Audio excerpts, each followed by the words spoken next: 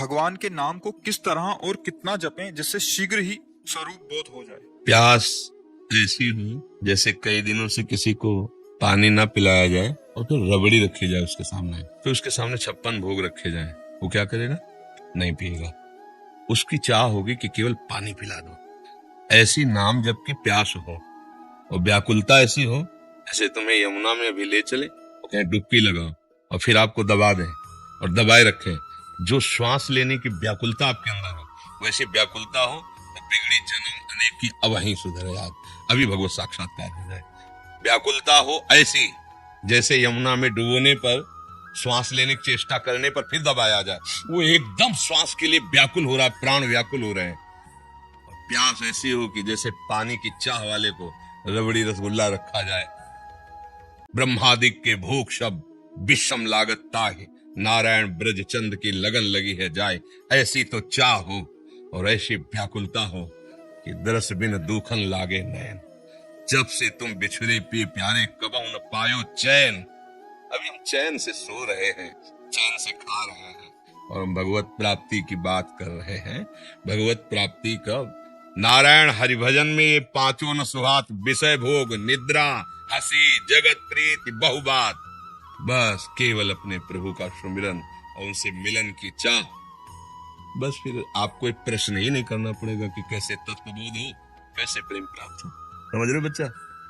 महाराज जी, अशांति भयंकर जलन अज्ञान के कारण या प्रारब्ध के कारण या फिर वर्तमान अपराध बन जाने के कारण होती है। सबका मूल अज्ञान ही है। वर्तमान का अपराध भी अज्ञान से ही होता है और पूर्व अपराध जो हुए हैं वो प्रारब्ध का नाम दिया जाता है, वो भी अज्ञान से हुई है। सबका मूल कारण दुख का, अशांति का, जलन का, क्लेश का, जन्म मरण का अज्ञान ही है।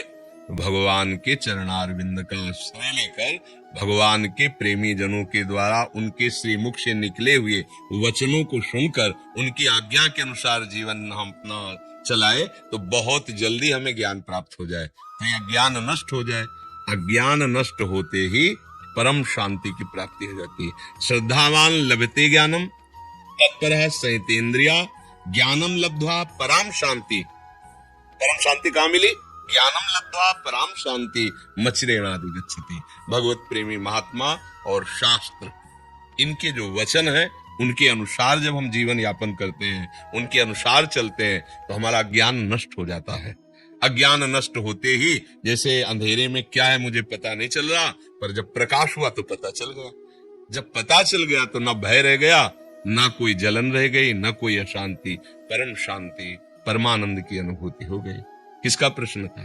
हाँ बच्चा, खूब नाम जप करो, भगवद आश्रित रहो, माता पिता की सेवा करो, अभी नई अवस्था है, ब्रह्मचर्य पर दृष्टि रखो, गंदे आचरणों की वृत्ति वाले लोगों का संग न करो, दृश्य न देखो, वैसा बात न करो।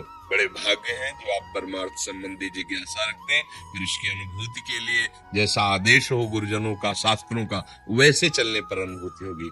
प्रश्न करना उतना लाभदायक नहीं होगा जितना आचरण में उतारना लाभदायक होगा। जैसे मानो आप प्रश्न तो पढ़ के भी कर सकते हो ना, किसी भी उद्देश्य से कर सकते हो। आप प्रश्न शास्त्र अगर पढ़े लिखे तो शास्त्र पढ़ लो, तो आप उसका प्रश्न कर दो तो आपकी बड़ाई भी हो सकती है कि बहुत सुंदर आपने प्रश्न किया। पर वो आपको लाभ तभी मिलेगा जब आप अनुभूति में लाए। प्रश्न करना और उत्तर दे देना ये दोनों बाहरी विषय है, अनुभव करना ये शांति का विषय है। प्रवचन करने से और प्रवचन सुनने से परमात्म तत्व की प्राप्ति तो नहीं हो जाती ना, उसकी बातें हम समझ जाते हैं, ऐसा करना चाहिए ऐसा, पर अनुभूति तभी होगी जब वैसा आप चलोगे, वैसा आप करोगे।